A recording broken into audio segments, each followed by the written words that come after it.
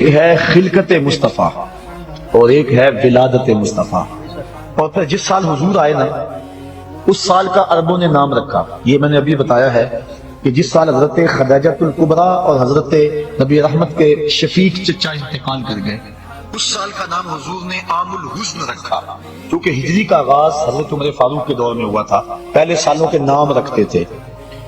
اب جس سال حضور پیدا ہوئے اس کا ایک نام ہے عام الفیل، لیکن اس کا ایک اور نام رکھا عربوں نے۔ کیا نام رکھا؟ سنۃ الفرح والابتہاج، اس کا معنی ہے خوشیوں اور چاؤں کا سال۔ کیا نام ہے؟ خوشیوں اور چاؤں کا سال۔ کیوں رکھا یہ نام؟ اس لیے انہیں تو نہیں پتا تھا کہ حضور آئے ہیں، حضور کی ولادت کا تو پتا تھا، لیکن یہ نہیں پتا کہ یہ نبی ہے، اور جنہوں نے رکھا وہ امتی نہیں تھے، ماننے والے نہیں تھے۔ پھر کیوں رکھا انہوں نے اس نام کا؟ اگر میں کہوں آج چاہ کا دن ہے، خوشی کا دن ہے، تو یہ ہے کیونکہ میں آقا کو مانتا ہوں، اور اگر پتہ ہی نہ ہو کوئی کہے تو پھر وجہ کوئی اور ہوگی۔ تو انہوں نے اس سال کا نام رکھا سنۃ الفرح والابتہاج۔ علماء کہتے ہیں کیوں رکھا؟ اس لیے رکھا کہ درختوں پہ پھل زیادہ آیا۔ جس سال حضور پیدا ہوئے چشموں کا پانی بڑھ گیا، چراگاہیں سرسبز ہو گئی، جانوروں کا دودھ بڑھ گیا۔ عرب کے لوگ بیٹیوں کو قتل کرتے تھے، لیکن جس سال حضور کی ولادت ہوئی ہر گھر میں بیٹا پیدا ہوا۔ آج بھی جس شخص کے ہاں اولاد نرینہ نہ ہوتی ہو، علماء کہتے ہیں خلوص نیت سے کہے اے اللہ مجھے ایک بیٹا دے دے، میں تیرے رسول کا میلاد کرواؤں گا، اللہ بیٹا ہی عطا فرمائے گا، نیت اس کی خالص ہو۔ اللہ اکبر۔ تو ہر گھر میں بیٹے پیدا ہوئے، جہاں بھی پیدائش ہوئی بیٹے ہی پیدا ہوئے۔ تو اس سال ہر گھر میں خوشی تھی، غم قریب نہیں آیا، اس لیے نام رکھا سنۃ الفرح والابتہاج، یہ خوشیوں اور چاؤں کا سال ہے۔ ناگہاں ساکن ہواؤں پہ روانی آ گئی، ناگہاں ساکن ہواؤں پہ روانی آ گئی، اور چمن کے پتے پتے پر جوانی آ گئی۔ آج زانوئے ازل نے صبح پہ انگڑائی لی، اور مسکرا کر ایک کرن نے ہاتھ پہ شہنائی لی۔ مقصد اسرار قدرت کے ابھی پیدا ہوئے، خلقہ دنیا میں ختم المرسلین پیدا ہوئے۔ محمد مصطفیٰ آئے، بہار پر بہار آئی، زمین کو چومنے جنت کی خوشبو پیر پیر آئی، گلی گلی روشن ہو گئی، ہر گھر میں اجالا ہو گیا۔ وہ کہانی لمبی ہے، اگر میں چھیڑ دوں کہ حضرت حلیمہ سعدیہ کیسے آئیں، اور پھر حضور نے وہ سبز کپڑا کیسے ہٹایا، اور نور کی لاٹ آسمان تک کیسے گئی، اور پھر لال کو پکڑ کے گود سے کیسے لگایا، اور پھر حلیمہ کی بیٹی شیمہ حضور کو لوریاں کیا دیا کرتی تھی۔ وہ ایک لمبی کہانی ہو جائے گی، میں تیسری بات بھی عرض کرنی ہے۔ تو پہلا مقصد، پہلی چیز تخلیق مصطفیٰ، اور وہ کب ہوئی؟ جب وقت کا تعین اور تشخص نہیں تھا۔ دوسری ولادت مصطفیٰ، اور ولادت 12 ربیع الاول کی سہانی گھڑی، جب صبح صادق طلوع ہو رہی تھی، دن اور رات کے سنگم میں حضور پیدا ہوئے، کیونکہ رات کی خواہش تھی حضور میرے دامن میں آئیں، اور دن کی آرزو تھی کہ میرے دامن میں آئیں، اور اگر رات کو آ جاتے دن محروم رہتا، دن کو آتے رات محروم رہتی، تو حضور تو رحمت للعالمین ہے۔ اس لیے دن آ رہا تھا، رات جا رہی تھی، جہاں دونوں کا ملاپ ہو رہا تھا وہاں مصطفیٰ جلوہ گر ہوئی۔ اللہ 12 ربیع الاول کی سہانی گھڑی تھی، عام الفیل، واقعہ صاحب فیل کے 55 دن بعد حضور اس دنیا پہ جلوہ گر ہوئے۔ یہ ہے حضور کی ولادت، اور حضور کی ولادت کی خوشی لوگوں نے کی، اور جس نے بھی حضور کی ولادت کی خوشی کی اللہ نے اس کو محروم نہیں رکھا، اور وہ آپ علماء سے سنتے آئے ہیں، اس کو دہرانے کے لیے وقت چاہیے کہ ابو لہب نے بھتیجا سمجھ کے لونڈے کو آزاد کیا، بھتیجا سمجھ کے آزاد کیا، نبی سمجھ کے تو نہیں کیا، لیکن جس انگلی سے یوں اشارہ کیا بس کتنے میں آزاد، اور اس انگلی سے ٹھنڈا اور میٹھا پانی بھی ملتا تھا، عذاب میں بھی تخفیف ہوتی ہے۔ میں یہاں آیا تھا 2-3 بجے، اور یہاں طالب علم یہاں ہی سوئے ہوئے تھے، اسٹیج پہ سویا ہوا تھا، وہ یہاں چارپائی پہ سویا ہوتا، کچھ کمرے میں وہاں سوئے ہوئے تھے۔ اور میں نے اپنے ساتھیوں کو، طالب علموں کو کہا تھا کہ یہ جو کسی شخص سے، کسی مزدور سے، کسی ملازم سے یہ صفائی نہیں کرائے، یہاں آپ بیٹھے ہوئے ہیں، یہ میرے طالب علموں نے، میرے پیر بھائیوں نے اپنے ہاتھوں سے جگہ صاف کی، اور اس وقت میری کیفیت میں ایک وجب تھا، اور میں دل میں سوچ رہا تھا جس نے انگلی ہلائی اللہ اس کو شہد دیتا ہے، اور جو شام سے رات 3 بجے تک مانجا پھیرتا رہا، تصور تو کرو مالک اس کو کیا عطا فرمائے گا۔ تو حضور کے آنے پر جو خوشی کرے، بلکہ نبی کے ساتھ جو بھی محبت کرے، اللہ اس محبت کو ضائع نہیں کرتا۔ علماء نے لکھا ہے جس دائی نے حضور کو دودھ پلایا، اللہ نے بعد میں اس کو ایمان دے دیا۔ اللہ اکبر۔ جس نے بھی جس نبی کے ساتھ کوئی محبت کا اظہار کیا، اس کو ضرور صلہ ملا۔ دیکھو ابو جہل، ابو لہب، اس نے وہ مخالفت کی، لیکن چونکہ ولادت کے آنے کی خوشی اس کو ہوئی اور بھتیجا سمجھ کے خوشی کی، اللہ نے پھر بھی محروم۔ امام ابو شامہ کہتے ہیں جو بھتیجا سمجھ کے خوشی کرے خدا اسے محروم نہیں رکھتا، اور جو نبیوں کا سردار سمجھ کے خوشیاں منائے۔ سادی کا قلم تڑپا، وہ کہتے ہیں دوستاں را کجا کنی محروم، تو کے بعد دشمنہ نظرداری۔ جب تو دشمنوں کو اتنا دیتا ہے تو یاروں کو کتنا دے گا، پیاروں کو کتنا دے گا۔ اور علماء نے اس بات کی تصریح کی ہے، اور میں مثال آپ کو قرآن مجید سے پیش کر سکتا ہوں کہ جب صندوق کھولا دریائے نیل کی موجوں سے پکڑ کے، تو فرعون کی بیوی جس کا نام آسیہ تھا، اولاد کی دولت سے محروم تھی، اس نے جب صندوق کے اندر ایک مسکراتا ہوا بچہ پایا۔ اللہ کا ہر نبی خوبصورت ہوا ہے، کوئی نبی بدصورت نہیں ہوا، ہر نبی سونا ہے، ہر نبی خوبصورت ہوا ہے۔ جب دیکھا تو بے ساختہ پکار اٹھی، یہ بچہ تو میری آنکھوں کی ٹھنڈک ہے۔ فرعون بھی پاس کھڑا تھا، اس کو توفیق نہ ہوئی۔ اللہ نے حضرت آسیہ کو یہ سعادت دی کہ ان کو ایمان عطا کر دیا، اور وہ مومنہ عورتوں میں سے ہیں، بلکہ ان کو یہ اعزاز بھی ملے گا قیامت کے دن۔ سیدہ مریم بھی اور حضرت سیدہ آسیہ سلام اللہ علیہما، یہ دونوں خواتین قیامت کے دن جنت میں میرے رسول اللہ کے نکاح میں آئیں گے، ان کو یہ بھی اعزاز، دوسرا اعزاز یہ بھی ملا۔ تو انہوں نے کہا کہ یہ میری آنکھوں کی ٹھنڈک ہے، اللہ تعالیٰ نے ان کو بعد میں ایمان دے دیا۔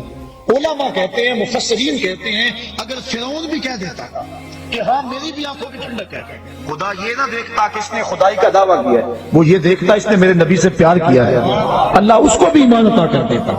اور ایک واقعہ میں سیرت کا آپ کے سامنے رکھ کے اپنی بات کو آگے بڑھاؤں۔ ہندوستان میں صرف ایک صحابی ہوا ہے، اور اس کا نام ہے رتن۔ واقعہ اس طرح ہوا، رتن تاجر تھا اور تجارت کی غرض سے حجاز گیا، حجاز مقدس۔ وہاں جب پہنچا تو حرم کے قریب ایک گہری کھائی تھی، اس کے پار کچھ بچے لگے ہوئے تھے۔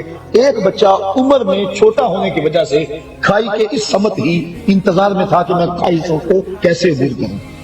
رتن نے یہ سوچا کہ بچہ چھوٹا ہے، گزرنے کی طاقت نہیں رکھتا، اس کو اٹھایا گود میں اور کھائی سے پار لگا دیا۔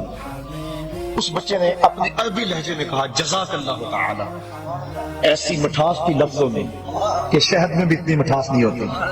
اللہ اکبر۔ رتن ساری زندگی ان لفظوں کو نہیں بھول سکا، اس نے جو جملے کہے تھے، اس نے جس لہجے میں بات کی تھی۔ خیر وقت گزر گیا، تجارت چھوڑ کے اپنے گھر بیٹھ گیا۔ ایک دن مکان کی چھت پہ لیٹا ہوا ہے رتن، اس نے کیا دیکھا کہ جو آسمان کا چاند ہے وہ دو ٹکڑے ہو گیا اور زمین پہ آ گیا، گھبرا کہ شاید قیامت آ گئی۔ تھوڑی دیر کے بعد پھر کیا دیکھا، چاند دوبارہ جا کے اپنی جگہ پہ جڑ گیا۔ پریشان تھا، یہ کیا ہوا؟ یہ منظر اس نے ہندوستان میں دیکھا۔ کچھ عرصے کے بعد عرب سے کچھ تاجر جو یہاں عرب گئے ہوئے تھے واپس پلٹے، انہوں نے کہانی سنائی کہ مکے میں ایک چاند چڑھا ہے جس نے چاند کو قدموں میں بلایا ہے۔ انہوں نے ساری کہانی سنائی۔ رتن کے دل میں شوق پیدا ہوا، اس کی زیارت کر کے آؤں، اور وہ نبی ہے اس پر ایمان لاؤں۔ گھر سے چلا، سفر کرتا کرتا پہنچا سین حرم میں۔ جب داخل ہوا، حضور صحابہ کے ساتھ سین حرم میں بیٹھے ہوئے تھے۔ یہ آگے ملنے کے لیے آقا مسکرا پڑے اور فرمایا اراتن ہندیون، کیا تو رتن ہندی ہے؟ قالا نعم، عرض کی حضور ہاں میں رتن ہندی ہوں، لیکن آپ کو کس نے بتایا ہے؟ کہا جس رب نے مجھے نبی بنایا ہے۔ اب اگلی بات سنیے، اب رتن کہنا چاہ رہا تھا کہ میں ایمان لانا چاہتا ہوں۔ آقا کریم نے فرمایا قریب آجا، میں تیرے لیے بیٹھا ہوں۔ تجھے یاد نہیں بچپن میں ایک بچے کو تو نے کھائی سے پار لگایا تھا، وہ بچہ اب تیرے سامنے موجود ہے، اور تو نے مجھ کو اس کھائی سے پار لگایا تھا، آج میں کلمہ پڑھا کہ تجھے جہنم کی کھائی سے پار لگانا چاہتا ہوں۔ ایمان کی دولت سے مال ہوا۔ نبی سے جو پیار کیا گیا ہے کبھی رائے گا؟ یہ جو کہتے ہیں سبحان اللہ، اگر آپ کو ٹھنڈ بھی لگ گئی نا سردی میں تو پھر بھی رائے گا نہیں جائے گا۔ اللہ اکبر، یہ نبی سے پیار ہے، یہ میرے سے نہیں ہے، بات دل میں رکھیں، یہ نبی سے پیار ہے، نبی سے محبت ہے، اور نبی کا نام سن کے ٹھنڈ پڑ جاتی ہے کلیجے کو۔ تو نبی سے کیا گیا پیار آئے گا نہیں جاتا۔ تو حضور کی ولادت پر جن لوگوں نے خوشی کی اللہ نے ان کو نوازا، جو خوشی کرتے ہیں ان کو اللہ نوازے گا، جو خوشی کریں گے اللہ ان کو بھی نوازے گا، کیونکہ اس کا قانون جو ہے وہ تمام کے لیے یکساں ہوتا ہے، جو ماضی میں حال میں اور استقبال میں ایک جیسا اس کا قوانین اس کے قانون ہوتے ہیں۔ تو پہلا خلقت مصطفیٰ، دوسری چیز ولادت مصطفیٰ۔ ولادت کی باتیں اتنی لمبی ہو رہی ہیں کہ اگلا مضمون جو ہے جو میں کہنا چاہ رہا ہوں اب اس کے لیے بڑا تھوڑا وقت میرے پاس موجود ہے، لیکن کچھ باتیں میں ضرور گوش گزار کروں گا۔ تیسرا کام، تیسری چیز ہے بعثت مصطفیٰ۔ حضور کو جب بحیثیت نبی مبعوث کیا گیا وہ ہے بعثت مصطفیٰ۔ یہ بھی ربیع الاول کا مہینہ تھا، وہ میں عرض کر چکا ہوں اجمالی خاکے میں، ربیع الاول شریف کا مہینہ تھا جب حضور علیہ الصلوۃ والسلام پہ جو ہے وہ وحی کے آثار ظاہر ہوئے، اور آقا کریم صلی اللہ علیہ وآلہ وسلم اپنی نبوت کا پھر اعلان کیا اور حکم ہوا کہ جو قریبی رشتہ دار ہیں پہلے ان کو ڈراؤ، ان کو بلاؤ۔ حضور نے اپنے قریبی رشتہ داروں کو بلایا۔ حضرت علی المرتضیٰ رضی اللہ تعالی عنہ اسلام کی دولت سے جب مالا مال ہو گئے، حضرت سیدنا صدیق اکبر رضی اللہ تعالیٰ عنہ مالا مال ہو گئے، یہ قریبی لوگ تھے، حضور ان کو دعوت دین دی۔ پھر کیا ہوا کہ ایک دن پھر دعوت عام کی، سارے قریش کو بلایا، بنو ہاشم کے لوگوں کو بلایا اور بلا کے ان کو دعوت دینا چاہی حضور نے، ان کے لیے کھانے کا اہتمام کیا، لنگر کا۔ انہوں نے لنگر کھایا، کھانا کھایا اور بات سنے بغیر چلے گئے۔ حضور نے اگلے دن پھر حضرت علی سے کہا کہ تم دوبارہ دعوت کرو۔ حضرت حضور کل تو کھانا کھا کے چلے گئے تھے، کہا اب کھانا بعد میں رکھیں گے، پہلے اپنی سنائیں گے۔ کبھی ایسا ہوتا ہے نا، جو کچے لوگ ہوتے ہیں ان کے لیے لنگر بعد میں رکھا جاتا ہے، اور جو پکے ہوتے ہیں ان کو چاہے شام کو کھلا لو وہ ساری رات نہیں جاتے، کیونکہ وہ لنگر کھانے کے لیے نہیں آئے، وہ نبی کے میلاد کا لنگر لینے کے لیے آئے۔ تو فرمایا ان کو لنگر بعد میں آج دیں گے، کیونکہ کچے تھے نا، بلکہ کافر تھے۔ آقا کریم نے ان کو بٹھایا اور بتایا، پیغام سنایا کہ میں اللہ کی طرف سے نبی بن کے آیا ہوں، ہے کوئی اس مجمع میں جو میری مدد کرے، میری نصرت و اعانت کرے؟ تو سب خاموش تھے۔ پھر اس کے بعد حضور نے پھر کہا، پھر سب خاموش تھے، پھر کہا، پھر سب خاموش تھے۔ تاریخ بتاتی ہے ایک بچہ تھا اس مجلس میں جس نے جو قمیض پہنی ہوئی تھی اس کی 2 جیبیں تھیں، اور ایک سے کھجوریں نکال کے کھاتا، دوسرے میں گٹلیاں رکھتا، اور اس نے اتنے زور سے اپنے بازو اونچے کیے کہ قمیض پھٹ گئی، اور اس نے کہا اس بھرے مجمع میں میں اعلان کرتا ہوں اس نبی پہ جان و دل قربان کرتا ہوں۔ پھر خیبر کا مارکا ہو یا بدر کا مارکا، احد کی لڑائی ہو یا حنین کی لڑائی، اس بچے نے، وہ بچہ، اللہ اکبر، اس بچے سے پھر کوئی کافر نہیں بچا، اس نے پھر حد کر دی، پھر اس کے ہاتھ میں ذوالفقار لہراتی رہی، پھر اس کے بچوں نے آگے نبی کے دین کو بچایا، نبی کے دین کے لیے اس کے بچوں نے اپنے بچے بہا دیے، اور پھر اللہ اکبر یہ سلسلہ چلتا رہا۔ صاحبوں، نبی علیہ السلام کی بعثت کے اعلان کے بعد جس نے بھی حضور علیہ السلام کی اعانت کی، مدد کی، حضور علیہ السلام کے اس کاز اور اس مشن کے لیے اپنا آپ پیش کیا، بتاؤ اللہ اس کو کتنا ثواب دے گا۔ جو صرف آنے کی خوشی کرتا ہے اللہ اسے محروم نہیں رکھتا، تو جس مقصد کے لیے نبی آئے ہیں، جو اس مقصد کے لیے جان لڑا دیتا ہے اور اپنے شب و روز اس مقصد کے لیے گزارتا ہے، تو اس کو اللہ کیا عطا فرمائے گا۔ میرے پاس لفظ نہیں ہے کہ میں الفاظ کے قالب میں اس مرتبے کو بیان کر سکوں جو حضور کے دین کے کام کرنے والوں کو اللہ عطا کرتا ہے۔ علم کے حوالے سے یہ ایک دین کی خدمت کا ایک پہلو ہے۔ آپ نے سنا کہ علماء کے قدموں تلے فرشتے پر بچھاتے ہیں، اور ایک ایک حرف پہ ان کو کتنا ثواب ملتا ہے۔ یہ ایک شعبہ ہے، ایک کام ہے، دین کے کئی شعبہ جاتا ہے، جو صرف علم حاصل کرے اس کو اتنا کچھ ملتا ہے۔ اور عالم کی فضیلت یہاں تک بیان کر دی گئی، من صافح عالما فکأنما صافحنی، فرمایا جس نے کسی عالم دین کے ساتھ مصافحہ کیا وہ ایسا ہے جس طرح اس نے میرے ساتھ مصافحہ کیا۔ یہ چھوٹا اعزاز تو نہیں ہے، بہت بڑا اعزاز ہے، یہ علم کی وجہ سے اس کو اعزاز ملا، صرف ایک شعبے پہ، اور جو دین کے ہر شعبے میں کام کرے، جو دین کے فروغ کے لیے، دین کے احیاء کے لیے، دین کو گھر گھر پہنچانے کے لیے کام کرے، اس کو جو مالک اجر دے گا۔ اور پھر اس دور میں ہمارے بزرگ کہتے ہیں کہ جب کام زیادہ ہو اور مزدور تھوڑے ہوں، ایک کیفیت یہ ہوتی ہے، اور کبھی ہوتا ہے کہ کام کے دن نہیں ہوتے لیکن مزدور زیادہ ہوتے ہیں، اس وقت اڈے پہ مزدور لینے جاؤ نا تو 100 روپیہ مزدوری ہے تو لوگ 80 پہ بھی آ جائیں گے، کیونکہ کام تھوڑا ہے مزدور زیادہ ہے۔ اور جب کام زیادہ ہو تو مزدور تھوڑے ہوں تو پھر اس وقت پھر مزدور کی مرضی پہ جو ہے وہ صلہ ملتا ہے، مزدوری ملتی ہے۔ آج کام زیادہ ہے، مزدور تھوڑے، آج نبی کے دین کا کام زیادہ ہے اور مزدور بہت تھوڑے ہیں، خال خال نظر آتے ہیں۔ آج اگر کوئی نبی کے دین کی مزدوری کرے گا پھر اس کی مرضی کے مطابق خدا نواز دے گا، اللہ کہے گا جو مانگنا ہے مانگ لے، میں تیری جھولیاں بھر دوں گا۔ آج نبی کی بعثت وہ ایک الگ مضمون تھا، چونکہ میرے سے وہ مضمون رہ گیا ہے، اب وقت کی نزاکت میں میرے پاس اتنی نہیں ہے تو اس کو بیان کروں۔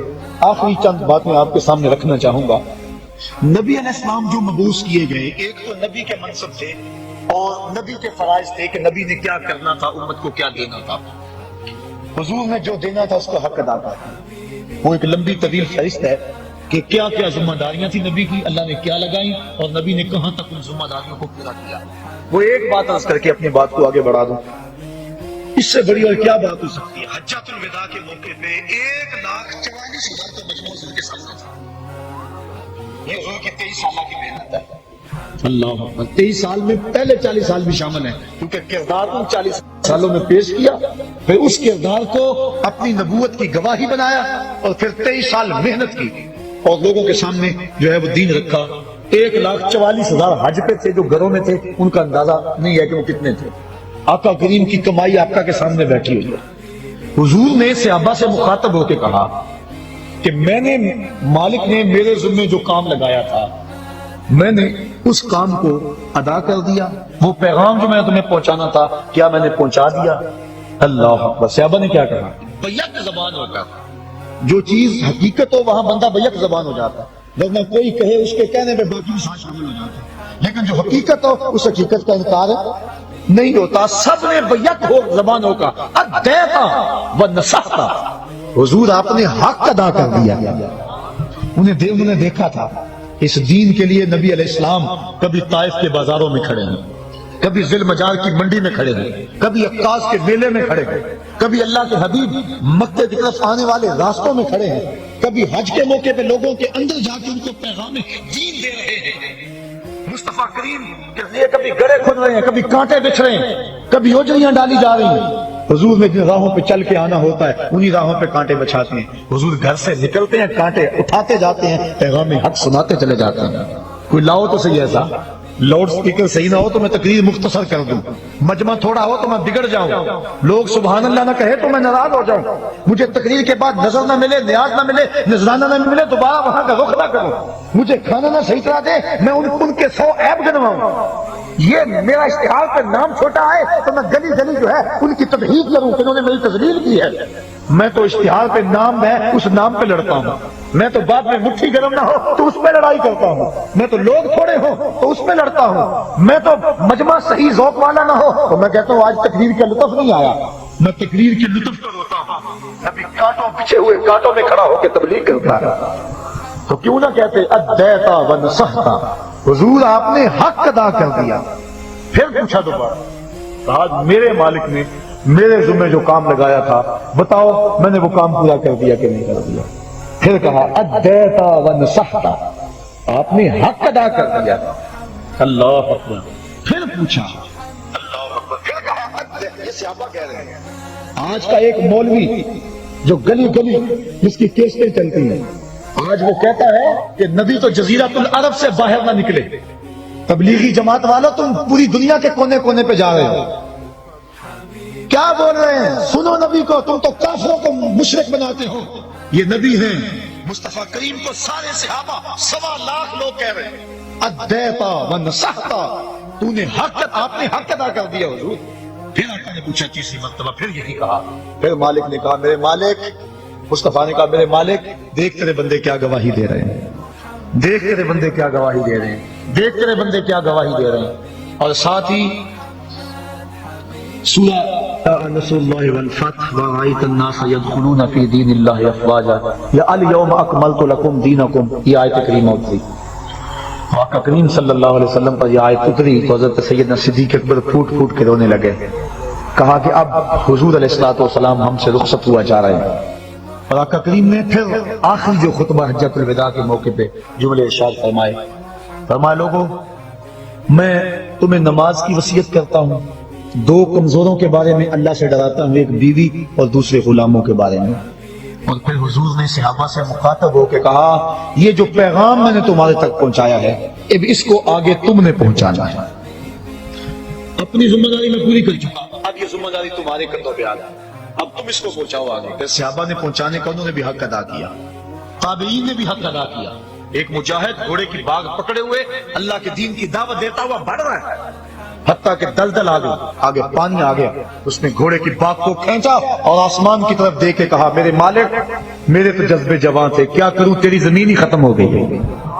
انہوں نے حق ادا کر دیا، تبلیغ کا حق ادا کر دیا، دنیا کے کونے کونے پہ پہنچے، دی اذانیں کبھی یورپ کے کلیساؤں میں، کبھی افریقہ کے تپتے ہوئے صحراؤں میں، دشت و دشت دریا بھی نہ چھوڑے ہم نے، بحر ظلمات میں دوڑا دیے گھوڑے ہم نے۔ اس انداز کے ساتھ حضور علیہ الصلوۃ والسلام آگے بڑھے اور حضور کے غلام پھر بعد میں آگے بڑھے اور پھر غلاموں کے غلام آگے بڑھے کہ انہوں نے اس دین کو دنیا کے چپے چپے پہ پہنچا دیا۔ پھر وہ وقت بھی آیا کہ ہمارے عیاش حکمرانوں نے اس دین کو جس انداز سے لتاڑا اور دین کی قدریں جس انداز سے پامال کی، اور پھر ہمارا پیر گیر لگ گیا۔ اور آج ہماری جو حالت ہے، آج ہمارا جو دکھڑا ہے وہ کسی سے مخفی نہیں ہے۔ آج ربیع الاول کی سہانی صبح ہے، ہم نے تجدید عہد کرنا ہے۔ نبی علیہ السلام کے جو فرائض تھے وہ تو حضور نے ادا کر دیے، ہماری جو ذمہ داریاں ہیں اور حضور کے جو حقوق ہیں، ایک والدین کے حقوق ہیں، ایک شیخ کے حقوق ہیں، ایک استاد کے حق ہیں، ایک رسول اللہ کے حق ہیں۔ رسول اللہ کے حق کیا ہے کہ حضور علیہ الصلوۃ والسلام پر ایمان لایا جائے۔ ایک حق حضور کا یہ ہے کہ حضور علیہ الصلوۃ والسلام پر ایمان لایا جائے اور حضور کی اتباع کی جائے۔ دوسرا حق حضور سے محبت اور عشق کیا جائے، اور تیسرا حق حضور کی تعظیم و توقیر کی جائے، اور چوتھا حق حضور پر کثرت سے درود پڑھا جائے اور حضور کی چوکھٹ پہ حاضری دی جائے۔ اب حضور پر ایمان لانا اور حضور کی اتباع کرنا، الحمدللہ ہم سب اہل ایمان ہیں، یہ اللہ کا شکر ہے۔ اتباع والا معاملہ کمزور ہے۔ آج ابھی مجھ سے قبل اس اسٹیج پہ بات ہو رہی تھی کہ آج ہم نام تو حضور کا لیتے ہیں لیکن شکل و صورت سے لے کر لباس تک، وضاقتہ سے لے کر اپنی عادات تک، اپنی شادی بیاہ کی تقریبات کی رسوم سے لے کر اپنی زندگی کے کاروبار کے ہر مرحلے تک ہم غیروں کے طریقوں کو، ان کے انداز کو اپنے گلے سے لگائے ہوئے۔ آج تجدید عہد کا دن ہے۔ میرے سامنے یہ جو ہزاروں لوگ موجود ہیں، میں کبھی کبھی تو ان حالات کو دیکھ کر مایوس ہو جاتا ہوں جو کچھ دنیا پہ ہو رہا ہے۔ اللہ کی رحمت سے مایوسی کفر ہے، یہ بات ذہن میں رکھیں، لیکن افراد سے مایوس بندہ ہو سکتا ہے۔ کبھی کبھی ہو جاتا ہے، کیا کسی شاعر نے کہا کہ خون کے تناسل ہوتا ہے، اور میں وہ ایک شعر پڑھا کرتا ہوں فارسی کا جس کا مفہوم یہ ہے کہ جب بہار نہیں تھی، جب بہار تھی اس وقت ہم نہیں تھے، اور جب ہم ہیں تو بہار نہیں ہے، اور جب ہم نہیں ہوں گے پھر بہار آ جائے۔ ہم جب سے ہوش سنبھالا ہے مسلم امہ اذیت سے گزر رہی ہے، اور کبھی کبھی یہ دکھڑا زبان پہ آ جاتا ہے، مرا اے کاش کے مادر نہ زادے، کاش کہ مجھے ماں جنم نہ دیتی۔ اور یہ دکھڑے، یہ مصیبتیں اپنی آنکھوں سے جو دیکھ رہے ہیں، سقوط کابل بھی ہم نے اپنی آنکھوں سے دیکھا، اور سقوط بغداد بھی ہم نے اپنی آنکھوں سے دیکھا۔ کشمیر میں لٹتی ہوئی عزتیں اور پامال ہوتی ہوئی عصمتیں، یہ روز کی کہانی ہمارے کان سنتے ہیں۔ فلوجہ کی گلیوں میں جو کچھ ہوا وہ بھی کسی سے مخفی نہیں ہے۔ سامرا کے اوپر جو قیامت توڑی گئی وہ بھی کسی سے مخفی نہیں ہے۔ نصف صدی سے فلسطین کے اندر جو خون کی ہولی کھیلی جا رہی ہے اور جو مسلمانوں کو اذیت کا شکار کیا گیا ہے وہ بھی ہمارے کلیجے چیر رہا ہے، تو انسان کئی دفعہ پریشان ہو جاتا ہے کہ میں کیا کروں، میں کر بھی کیا سکتا ہوں۔ مختصر سا قافلہ ہے میرے پاس، لاکھوں نہیں، ہزاروں نہیں، صرف سینکڑوں لوگ ہیں، لیکن پھر جب میں اپنی محبت کرنے والوں اور ان کی پگڑی کے ایک ایک تار میں وفاؤں کے بندھن دیکھتا ہوں تو میری مایوسی ختم ہو جاتی ہے۔ میں کہتا ہوں ہم کیوں یہ کہیں کہ مرا اے کاش کے مادر نزادے، ہم بے شک تھوڑے ہیں، میرے ملنے والے بے شک کم ہیں، لیکن ہیں با وفا، ہیں محبت والے، ان کی دستار کے ایک ایک پیٹ میں محبتوں کی کہانیاں ہیں۔ اور میں کہتا ہوں ہم میدان میں آئیں گے، بحر و بر میں گونجیں گے، اور ہم تھوڑے بھی ہو کر ایک وقت آئے گا ظلم کی آنکھوں میں آنکھیں ڈال کے بات کریں گے، اور ایک وقت آئے گا کہ اس دین کی سربلندی کے لیے مصطفی فقیروں کا ایک کردار ہوگا۔ مجھے اس بات کی بڑی امید ہے، اور میں جب بالکل اس سلسلے کا آغاز کیا تھا، جو میرے پرانے ساتھی ہیں وہ جانتے ہیں، بالکل 2 4 10 ساتھی تھے، اور اس وقت میں نے اپنے ساتھیوں سے کسی موقع پہ کہا تھا اور کسی فورم پہ میں نے کہا تھا کہ امیر شہر سے حساب لیں گے پائی پائی کا، امیر شہر سے حساب لیں گے پائی پائی کا، غریب شہر کے بچے جوان تو ہونے دو۔ اب غریب شہر کے بچے جوانی کی دہلیز پہ قدم رکھ چکے ہیں، ان کے سروں پہ سجی ہوئی پگڑیاں، ان سے نکلتا ہوا نور اور حضور کی محبتوں میں بہتے ہوئے آنسو، اور اسٹیج پر نبی کے نام کے نعرے اور پنڈال میں نبی کے نام کی گونج، آج یہ ساری گونج، سارے نعرے، سارے آنسو، ساری محبتیں، یہ وفاؤں کا سارا سلسلہ تجدید عہد کا ذریعہ بنے۔ اور آج کے بعد حسب سابق بھی میں نے 10 محرم کو جو وعدہ لیا، اور اس وعدے کے نتیجے کے اندر میں نے جگہ جگہ درس قرآن کے پھیلے ہوئے نیٹ ورک اور درس قرآن کے جگہ جگہ پھیلے ہوئے سلسلوں میں دوستوں کی محبت، ان کی دیوانگی اور ان کا پیار دیکھا، اور آپ یقین جانیے گا کہ اگر 2 گنا حاضری نہیں ہوئی تو 1.5 گنا حاضری ضرور ہو گئی اس وعدے کے بعد۔ آج ربیع الاول کی سہانی گھڑیاں ہیں، وہ لمحے قریب آ رہے ہیں جن کی جرمت میں نبیوں کا تاجور دنیا پہ جلوہ گر ہوا تھا، اور وہ رحمت کی برسات ہو رہی ہے، اور یہ ساری رات رحمتوں کی برسات کی رحمت ہے، اللہ کی رحمتوں کا نزول ہو رہا ہے۔ آپ ہزاروں لوگ میرے سامنے موجود ہیں، اور یہ اجنبی لوگ نہیں ہیں، یہ وہ لوگ ہیں جو میرے ساتھ محبتوں کا سلسلہ اس لیے رکھتے ہیں کہ میرا تعلق قرآن سے ہے اور صحابہ قرآن سے ہے۔ گلی گلی قرآن کو اپنے سر پہ اٹھائے گھومتا ہوں اور قرآن کا پیغام لے کر گلی گلی جاتا ہوں۔ 10 محرم کو ایک وعدہ لیا تھا اور پورے زور سے آپ نے اس وعدے کا جواب دیا، اور لوگوں نے اس وعدے پہ لبیک کہا، اس کا عملی اظہار بھی میں نے دیکھا۔ آج مصطفیٰ جان رحمت پہ چھم چھم برستی اس سہانی گھڑیوں کے حسین لمحوں کے اندر وہی وعدہ آپ سے دہرانا چاہتا ہوں۔ میرا ہر بار کوئی نیا وعدہ نہیں ہوتا، آج پھر وہی وعدہ ہے، اور یہ وعدہ آپ نے زبان سے نہیں دل کی اتھاہ گہرائیوں سے کرنا ہے، اور زبان سے قوت سے اس وعدے کی پختگی پر مہر لگانی ہے، اور آپ کی یہ آواز ہوا کے گوش پہ گنبد خضرا کے مکین تک بھی پہنچ رہی ہے، اور مصطفیٰ کریم تمہارے اس منظر کو دیکھ رہے ہیں۔ اور آج میں کہہ رہا تھا، سوچ رہا تھا، جب یہاں یہ نوجوان مصطفیٰ جان رحمت کے نغمے الاپ رہے تھے، اور یہ کس شہنشاہ آمد کی جو ہے وہ آمد ہے، کس کے شہنشاہ والا کی آمد ہے، پکارو یا رسول اللہ، اور آپ کھڑے تھے، ہاتھ لہرا رہے تھے، اور میں اس وقت سوچ رہا تھا، میں نے پچھلے میں ایک دن کہا تھا کہ ڈنمارک کے پاس اور مغرب کے پاس سیٹلائٹ کا انتظام ہے، اور ان کے پاس جو ہے وہ نظام ہے، بڑا مضبوط نظام ہے۔ تو ذرا ادھر دیکھیں تو صحیح، پاکستان کے چپے چپے پہ، عالم اسلام کے گوشے گوشے میں دیکھ مصطفیٰ کے نعرے لگ رہے ہیں۔ کون ہے مصطفیٰ کی عظمت کو گھٹانے والا؟ جس کے سر پہ وَرَفَعْنَا لَكَ ذِكْرَكَ کا تاج خدا نے رکھا، جس کی عظمتوں کی گواہی خدا نے دی ہو، اور جس کو اتنی بلندیاں دی کہ قدموں کی چاپ فراز عرش پر گونجتی رہے۔ حضرت عیسیٰ جس کے نالین کے تسمے کھولنے کی سعادت کے لیے آرزو اور تمنائیں کرتے رہے، وہ کتنا بلند ہے، کتنا بالا ہے، کتنا اونچا نبی ہے۔ تو آج ہم نے آج کے اس مبارک دن تجدید عہد کرنی ہے۔ آج کے بعد ہم نے اللہ رسول سے وعدہ کرنا ہے، ہم جئیں گے تو اللہ کے لیے، ہم مریں گے تو دین کے لیے، اور زندگی کی آخری سانس تک رسول اللہ کے وفادار رہیں گے۔ یہ آج ہمارا تجدید عہد ہے۔ آج دوبارہ ہم یہ وعدہ کرتے ہیں، اور یہ وعدہ آپ میرے سے نہیں کر رہے، اور یہ وعدہ میں بھی کر رہا ہوں، اور میں آپ سے نہیں کر رہا، میں اور آپ دونوں مصطفیٰ جان رحمت سے وعدہ کر رہے ہیں۔ آج جو کچھ ہو رہا ہے اور جو ضرورت ہے میں پھر وہی بات کہوں گا، میرے رسول کے غلاموں، مصطفیٰ کو دین کے لیے مزدوروں کی ضرورت ہے۔ کیا مصطفیٰ کے دین کے لیے مزدوری کرو گے؟ کیا 8 گھنٹے ڈیوٹی دو گے یا 24 گھنٹے ڈیوٹی دو گے؟ آج ان ہواؤں کو، ان فضاؤں کو، شہر کے لمحوں کو اور گنبد خضرا کے مکین کو گواہ بنا کے اپنے مالک سے وعدہ کرو کہ میرے مالک، ہم تیرے دین کے لیے جو ہے وہ ڈیوٹی کریں گے، تیرے دین کی مزدوری کریں گے، ہم جیئیں گے تو تیرے لیے، ہم مریں گے تو تیرے دین کے لیے، اور زندگی کی آخری سانس تک تیرے رسول کے وفادار رہیں گے۔ آج کے بعد ہماری زندگی کا ایک ایک لمحہ مصطفیٰ جان رحمت پہ قربان ہوگا۔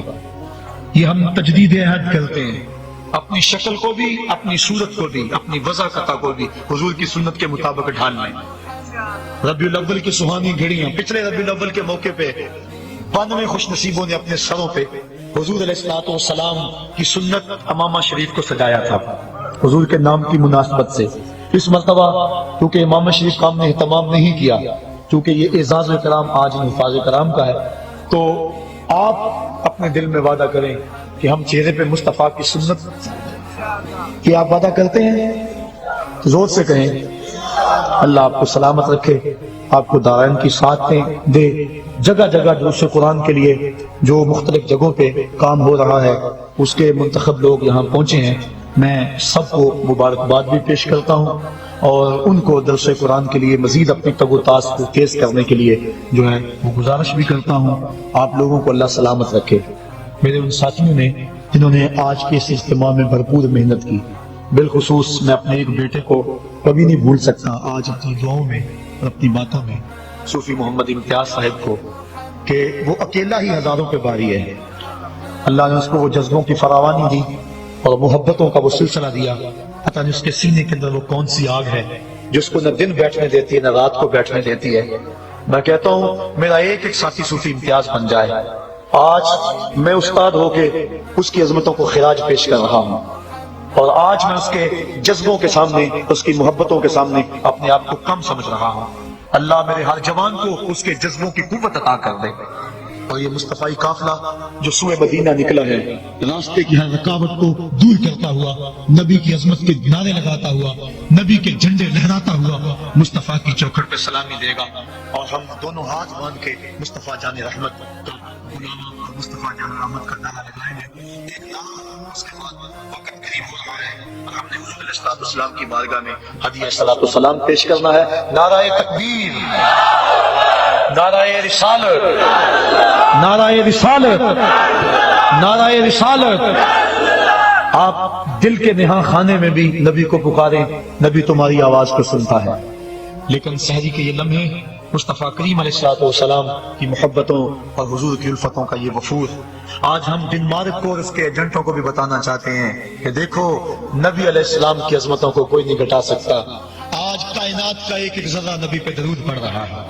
خدا کی قسم کتنی رحمتیں برس رہی ہیں۔ یہ صرف یہاں نہیں ہے، پورے شہر کی ایک ایک مسجد میں نبی کا تذکرہ ہو رہا ہے، اور ابھی تھوڑی دیر کے بعد جگہ جگہ لاؤڈ سپیکر کھل جائیں گے۔ یہ صرف اظہار و اعلان کے لیے ہے، ورنہ کتنے لوگ ہیں جو بند ہجروں میں آنسو بہاتے ہوئے نبی پہ درود پڑھتے ہیں۔ یہ اعلان کے لیے، ذوق دلانے کے لیے ایسا ہوتا ہے، ورنہ کائنات کا ایک ایک ذرہ، ہر شجر کا ایک ایک پتا، ہر دریا کا ایک ایک قطرہ، افلاک کے ستارے، زمین کی ہر شے، آسمان کے کمکمے، عرش کی قندیلیں، بلکہ خود مالک عرش مصطفیٰ پہ درود پڑھ رہا ہے۔ اور اب وہ درود کے لمحے قریب ہو رہے ہیں، وہ لمحے آ رہے ہیں جن سہانی گھڑیوں میں مصطفیٰ علیہ السلام آمنہ کے کلبہ احزاں کو روشن کرنے کے لیے جلوہ گر ہوئے تھے۔ تو میں اور آپ پورے ادب سے کھڑے ہوں گے اور یوں سمجھیں گے کہ حضور کی چوکھٹ پہ حاضر ہیں، اور آقا کریم علیہ السلام کی بارگاہ میں ہدیہ صلاۃ